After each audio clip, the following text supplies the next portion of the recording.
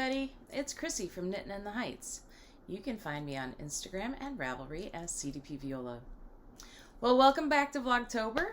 Today is actually October 1st, and I thought that I would film a quick, well, I don't know how quick it's going to be actually, but I thought I'd film an episode that's basically more like a podcast, kind of a roundup, and I'll show you a finished object, or it's a pair of finished objects, as well as kind of do a whip roundup. And I want to get some opinions from you guys. So let's go ahead and get started. So let's start with what I'm wearing first and foremost. So this is a sweater I knit back in 2019. It took me about 2 months to complete. It is the So Faded sweater by Andrea Mowry. I use lots of different colors, so it's not super it's like more stripedy. Actually, it doesn't really fade that much. But up here at the top, we have Araucania Huasco hand-painted sock in the color Emerald. And that fades into some leftover yarn I had from MJ Yarns and their simple sock called Fruit Juice. So if you can tell, it's actually quite vibrant. And then from there, I used hedgehog fiber. So we have two different hedgehog fibers here, and then a third one here. These two are very, very close in colorway, and they're super speckled. This was back in the days where I threw my yarn backwards, and so every stitch was twisted, and I didn't realize until last year that that was happening. I always wondered why my stitch definition looked a little bit different from everybody else, but now we know. So the two colorways we have, kind of the creamy colorways with the speckles. The first colorway is called Boombox, and the second is Heyday. I can't remember which one's which, but basically they're both kind of speckledy with these real pops of neon, so very kind of 1980s inspired, hence the names. And then the last yarn, which, by the way, because it's so vivid, it did bleed a lot. Just in case you do use this, I would highly recommend washing it several times, at least once, making sure that you're using some citric acid to make sure it's color fast, and then putting color catchers in. I did put color catchers in, and it still couldn't catch all the color. But this is Sorry Not Sorry. I'm fine with it because it actually makes it fade a little bit more, so I'm not too sad about it. So Sorry Not Sorry, Boombox and Heyday, and a couple of other great yarns. Okay, so that was back in 2019. It fits pretty well.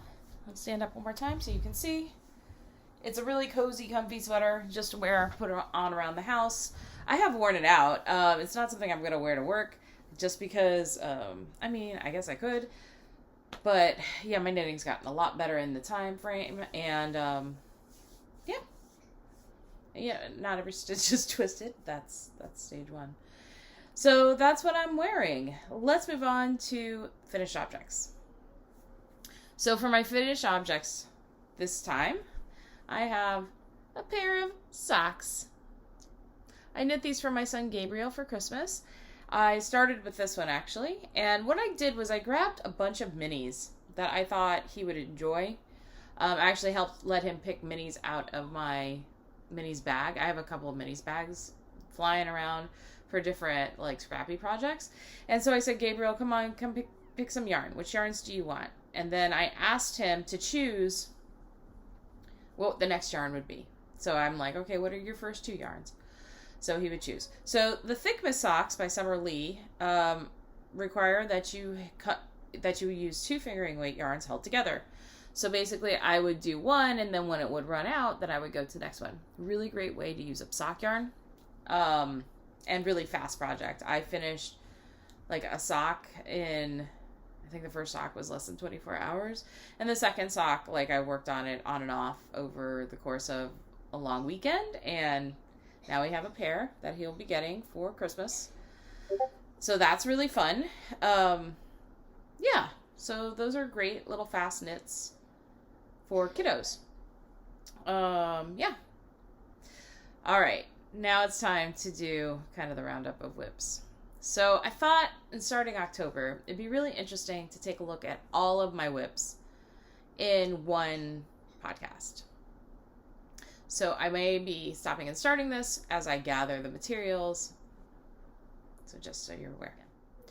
So this first whip I'm going to talk about is one that I've talked about quite a bit on this podcast, and it's called the Gouty. It is by Julie Knits in Paris, and it's for my 12-year-old daughter, Colleen. I've talked about this quite a bit recently, so I'm not going to go into too many details, but let's talk about the yarn real quick and where I'm at. So it's a color work sweater or jumper, and I am knitting the second to smallest size. My daughter is adult size now that she's 12. She keeps growing, and that's why I'm knitting, like really working on it so much right now, because I want her to have it by Christmas so she can actually fit into it. So here we go. This is where I'm at right now.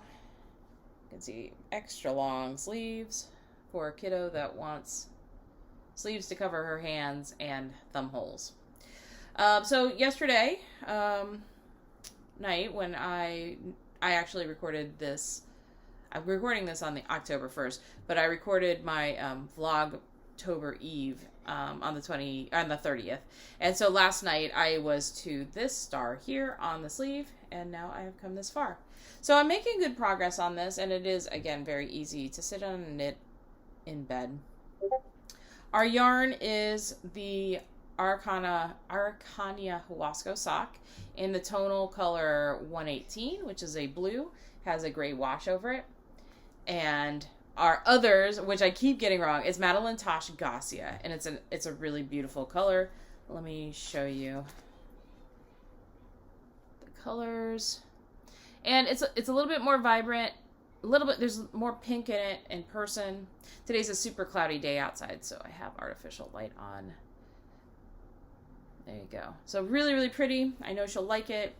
I am bound to have leftovers, at least of the Madeleine Tosh. So what I will likely do is make some shorty socks for her or for me.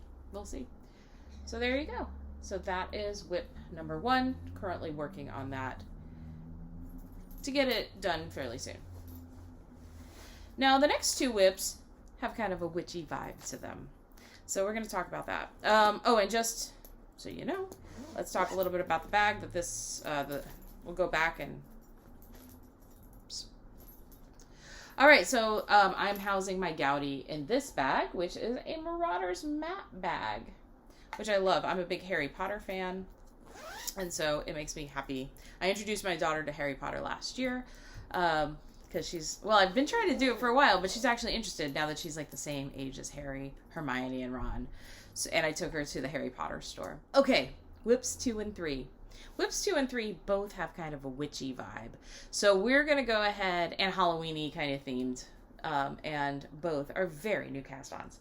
So we're going to start with the cast-on I have for Mabon. Now Mabon is the fall equinox, and I was actually sick last week when it happened, which was, I think I was planning on celebrating it on September 22nd, but I got a really terrible cold that my son seems to have right now. So I did cast this on, but like it was a little slow going. But I have been planning to cast this on for Mabon for a while. Mabon is the fall equinox, and it's a harvest festival, so I chose this really cool bag. I thought it was really fun with hares and moons and stars and wheat sheaves and all those kind of cool late summer, early fall vibes. So I cast on the Moonlit Magic Mitts, which is a beautiful colorwork fingerless mitt pattern by Jacqueline Rivera, and it's super duper witchy, which I adore. I adore it. And I'm using 2 beautiful skeins of yarn from a local yarn dyer to me, Murky Depths. Murky Depths is located actually here in Manhattan, and I can get her yarn at my local yarn store, which is Knitty City, which is on the Upper West Side, but I can also order it from her, and it literally takes no time to get to me here in the Heights. So I have 2 colors that I'm using. The first is called Cornbread and Cranberries, which is very autumnal. So it's got an under color of like grays, but then it kind of goes into those cranberry reds, and it has some golden flecks in it. So it's really, really pretty. It's in her BFL sock base. And this, when I found this, I was just in love with this. So this is called the Copper Prince. it is in her sparkle sock, and I'm seeing that the sparkle is picking up. What's cool about this is the sparkle is actually bronze or copper sparkle. It's not your typical gold stellina or your typical silver stellina. And so because of that, it actually reads when it's knit up more like a very, very, very dark brown. And I think there's some brown in this black when she dyes it, and it's not going to come up on screen, the actual color, but it is so cool. So anyhow, let's take a look at my progress. So I'm on the first mitt, and I started this last weekend, and I worked on it pretty exclusively last weekend. I did a little bit of knitting on Colleen's sweater because that was easy, but during the day I was watching some podcasts. I was watching Rings of Power, which I'm totally obsessed with, by the way. I absolutely love, like, the Lord of the Rings and the Hobbit, because I think I am a Hobbit. I have curly hair. I like 11s. I'm short. Anyway, I've always loved The Hobbit, the book. Anyhow, here we are. So this is glorious. So you've got this pattern. This goes all the way around both sides of the mitt. You can see that there. It's kind of like the star pattern. And then you've got this kind of, I can't remember what this is, confetti color work through here. And now we're working our way up to this like elongated diamond, and inside the diamond is a crescent moon with a star.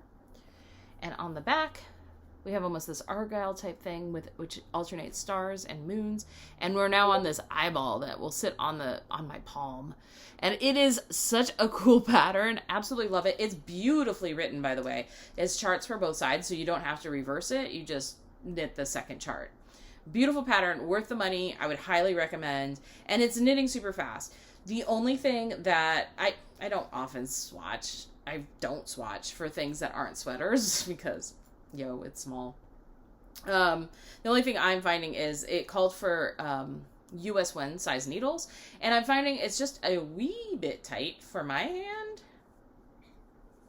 But I'm sure it'll be black, I think. And if not, okay, well, my daughter has really, she likes witchy stuff. So my daughter might like it, or I can always knit another pair. I'll have plenty of yarn left over. So if my daughter and I might end up with matching mitts, but anyhow, I'm digging it. I mean, it fits. It's just a little tight. So I think, once it's done and blocked, I think it'll be absolutely fine. But isn't that cool? It's kind of like Sauron in the middle of my hand or something. Anyway, super cool. Loving it. Very witchy.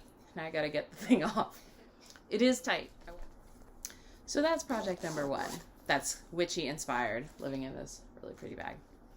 Witchy project number 2. Living in this super cool, very, very, very Halloween, witchy-ish kind of bag. It's got bats and moons and stars and suns. Inside is super Beetlejuice. Love it, love it, love it, love it. So this is my Halloween sock cast on. So the Knitty Witch is having a sock along in her Discord group, and so I'm joining along with them on this, as well as Mad Mel, who also has a podcast. She's a British knitter who happens to live in Scotland, up in the islands, the northern islands of Scotland. And so they're all having these knit alongs. So I'm like, I'll join the bandwagon. It'll be fun. So I took a look at my stash and I found 2 leftovers on one and a mini on another to make a shorter sock for me. I'm getting interrupted, just if you don't know. I know I'm going to be cutting this and editing this in the backseat. My son is here. It is a Saturday morning and he just requested popcorn. Perfect. So anyway, so we've got this beautiful kind of Halloween inspired yarn, and then I had a mini from Yarn Cafe Creations, which is super fun. This is the Hannibal Lecter colorway, and it is in Biscotti sock.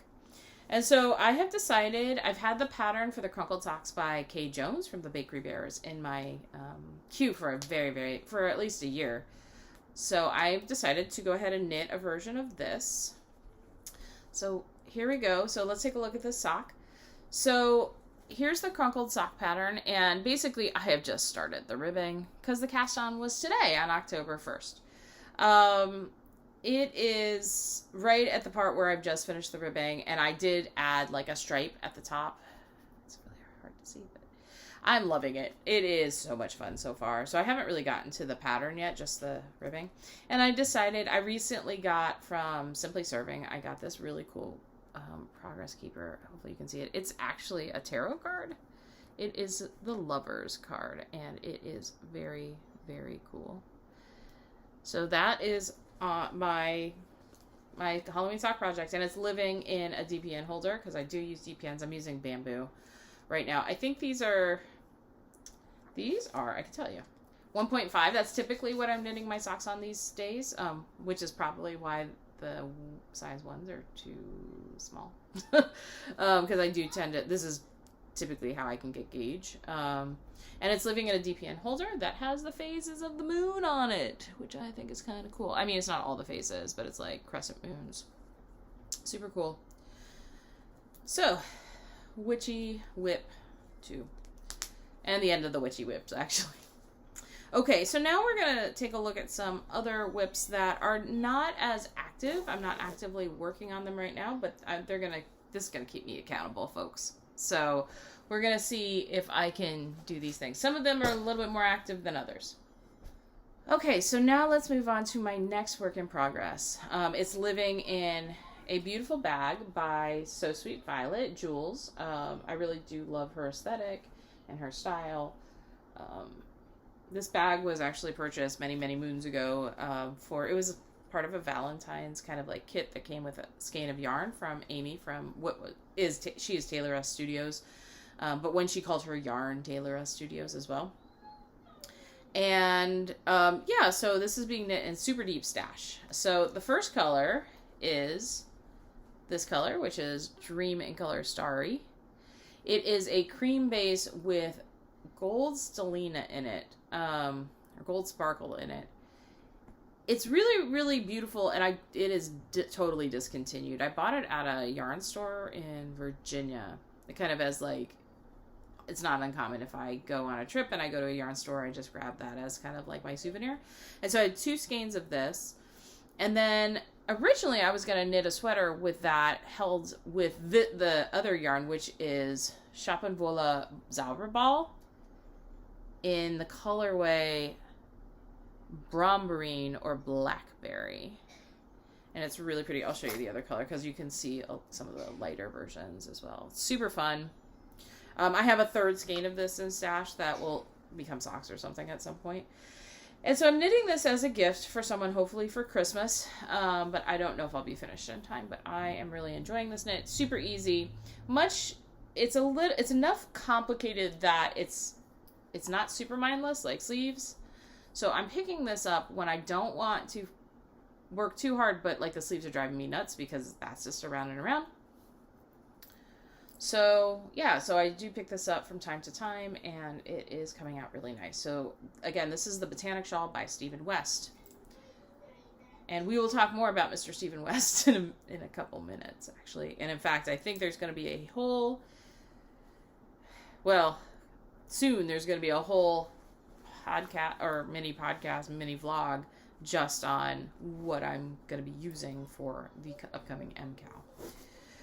All right, my next work in progress. Okay, so this work in progress is being housed in a bag from Ellie from Craft House Magic. My daughter picked this one out. So what I did, single mom, I want yarn for Christmas. That's pretty much what I want. Unless it's money, but like good yarn. Like not big box store yarns generally. I mean, Knit Picks is cool, like that works. And some commercial yarns are excellent for socks, but like, I want like the squishy goodness yarns. So anyway, I sometimes will contact a small shop yarn dyer and ask them to help my kids pick out some yarn, or I'll ask them to pick out yarn on behalf of my kids. And so I contacted Ellie at Craft House Magic a couple of Christmases ago and asked her, I said, here's my budget. I would like the following things. I want a bag and I want yarn, and it could be a mix of different things like minis, but mostly figuring weight yarn because that's what I do. So Ellie was great. She picked out all this incredible yarn for me, and my daughter actually picked out this bag. So I told my daughter to pick out the bag, so she had some say. So yeah, so I got all this great stuff from Ellie. So this project has been living in this bag since before last Christmas because it was supposed to be a gift for somebody, and I just didn't finish it. It's a really, really nice little gift. I mean, a nice little project. I just haven't finished it yet. So it's been hibernating. It's called the Nalu Mitts. They're by Layla Raven. The pattern is fine. There's nothing wrong with any of it. I just stopped doing it. Right now I'm holding, it's on this DPN holder that I bought through Etsy. If I remember, I'll look up and put which store it came from. So I'm like halfway through one mitt. I'm knitting it on sport weight yarn. So this is where I'm at so far. There you can go. You can see the pattern. And speaking of knit picks, this is knit picks yarn in, it should be Brava sport weight. And the color is currant, like the fruit.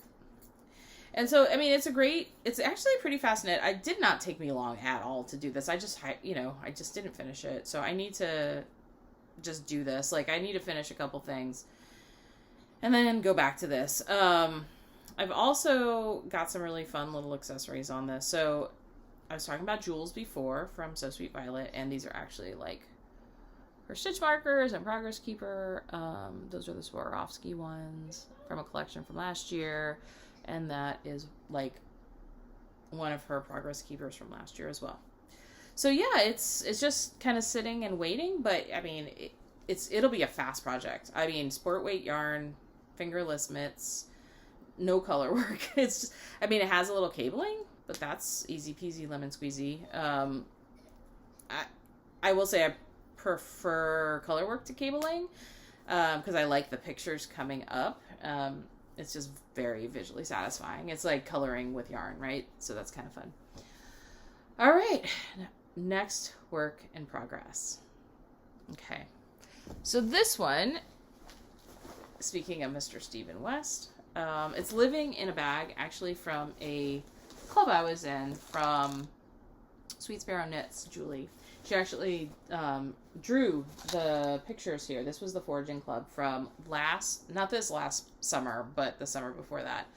And so this is the bag that came with her club. And it's got that kind of hedge witchy botanical vibe I really dig. So in this is living my shawlography by Mr. Stephen West. Oh, bless. So yours truly, Chrissy, decided, yeah, I'm going to cast on. I'm going to be part of that party. Yeah, and I was part of the party for the first glue. I didn't even finish the first glue. The yarn, there's nothing wrong with the pattern. There's nothing wrong with the yarn. I got behind on the clues, as one does when you have, like, real life and knitting is not your job. Although you would like it to be your job, it's not your whole job. And this time of year is actually really busy for me, so we're going to do our best on this, on the next MCal. I mean, I liked most of the pattern. It felt to me there were a lot of different ideas. I do want to finish the pattern though. I am not, like, I'm one of those people that will finish a book even if I don't like the book. I'm the kind of person that won't leave a movie if the movie's terrible. So I really do generally want to finish this, and I don't do a lot of frogging. The only frogging I do is if I really hate it or I think it's not going to fit and I just can't because, like, I can't get gauge or something. So and this is a shawl, so it's going to be pretty, it's going to be beautiful. It will go to somebody, maybe mine, I don't know. But I'm using some incredible yarn on this. So let's take a look at some of it. So first of all, this is the progress I had made. So, you know, it's not big. I mean, it's just the beginning, right? But it's going to be glorious. I mean, the colors are really cool. It's mostly purpley pinks, and like blue, different blues.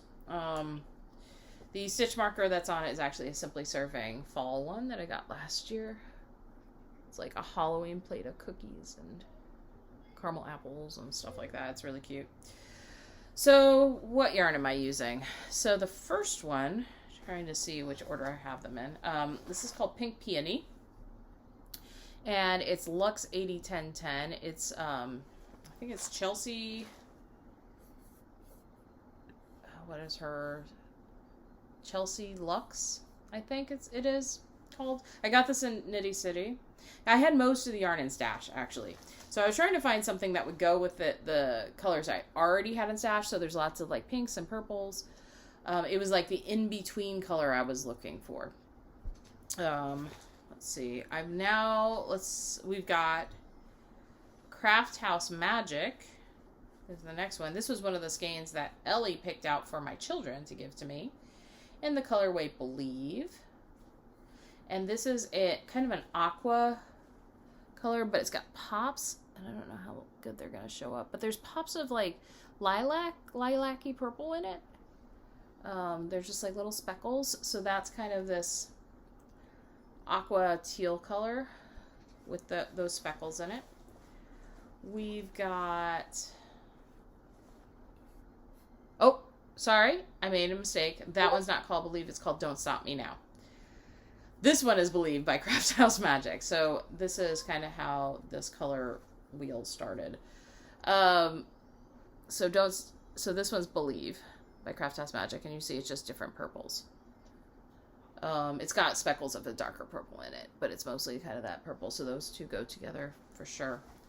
And then this one was part of that foraging club from Sweet Sparrow Yarns. This is in Julie Swift base, and it is very cool. It's called Wild Blueberries, and it is absolutely the color of blueberries. So it's really cool, and it's got flecks of like grays and taupe and like a little brown in it. It's really cool. And then my fifth color, my final color, comes from another one of Julie's clubs that I purchased last year. Play. My son wants me to play. He's actually playing. He's right behind the door making funny noises if you can hear him. Alright, so it's this color here. It's got all sorts of like really delicate speckles of like, oh gosh, there's all sorts of colors like blues and kind of mauvey colors and like very, very faint lilac. And that's called the Ladies Smock Fairy, and this was from her fairy club from Sweet Sparrow Yarns. So yeah, I mean, I really do love the colors, and when you put them together, they're really cool. You're probably not going to be able to see them very well. There we go. Bloop. So I think that will make a great shawl when it is eventually done. There's a reason they call them yarn balls. They bounce sometimes. Okay, so my next work in progress is living in this cool Moon Phases bag, which I really, really like. It's really handy, and it's pretty cute.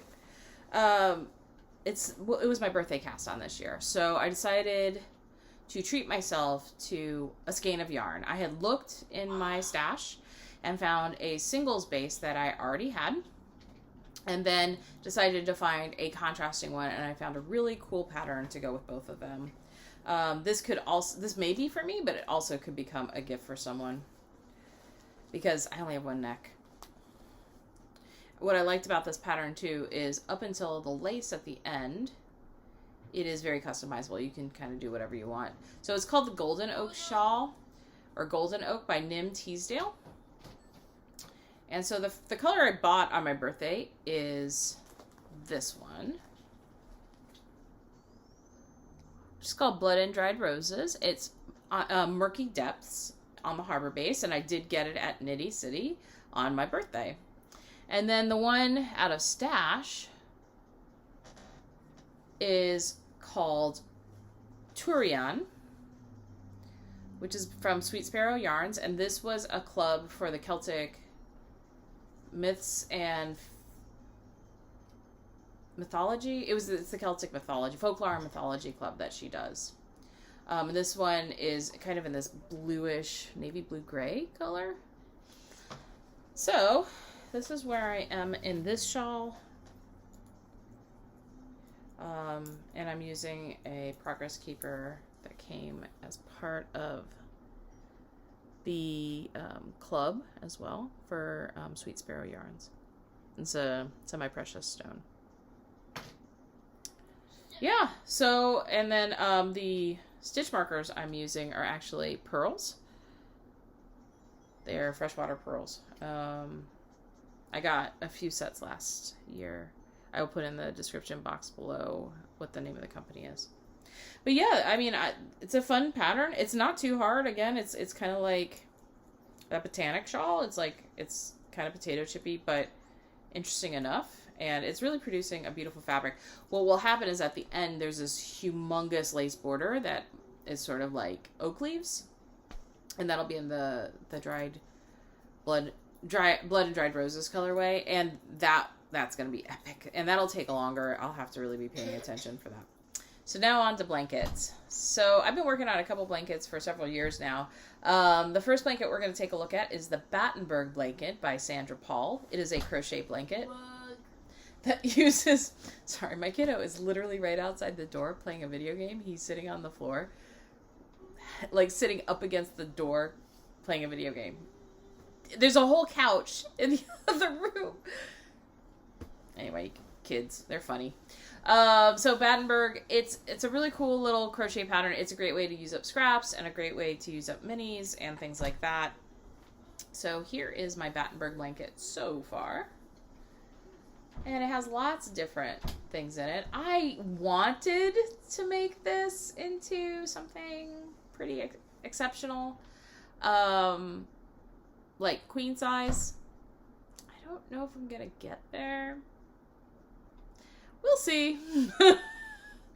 We'll see. I mean, I have plenty of yarn to do it. That's not the problem. It's like, it's the time. I was a crocheter first, and so, you know, to pick up my crochet hook to do a few squares here and there is actually quite a bit of fun for me. I primarily knit now, and the reason actually is I have tendonitis from playing the viola, and, like, it's totally under control right now because I've worked on how I play my viola. I actually don't play my viola as much. But crochet will basically make my tendonitis flare up. And so I have to be very aware of, because that repetitive motion like this, not good. Not good for someone with tendonitis already. So I have to just be aware of how much I do crochet. But yeah, it uses lots of different yarns from lots of different dyers. I can't go into all of them. That would be crazy pants. That would take forever. But anyway, yeah. So that's where it is now. Maybe it'll become a baby blanket or a lap blanket. I don't know. I don't know. So, thoughts? Should I persevere on and make this a 10-year project where eventually it's a queen size bed size blanket? Let me know what you think below. All right. And it's living inside a fairy bag. That was part of the club I got, the Fairies Club from Sweet Sparrow Knits. So yeah, really like it. It's got sparkle on it, which is super fun. And cute little fairies. A blanket I didn't bring over right now, because that one will come back because I'm like halfway done with it. It's a corner to corner crochet granny stripe blanket. I will probably talk more about that in a later vlog. I just realized it isn't here, but I've been working on that for a few years as well, and it's literally I'm magic knotting and just going to town. Crocheting. I don't work on it when it's not the dead of winter because it's so big now. That is actually sized for a queen size bed, and I'm almost halfway through. I'm at the point now where I'm making it rectangular shaped instead of just square shaped.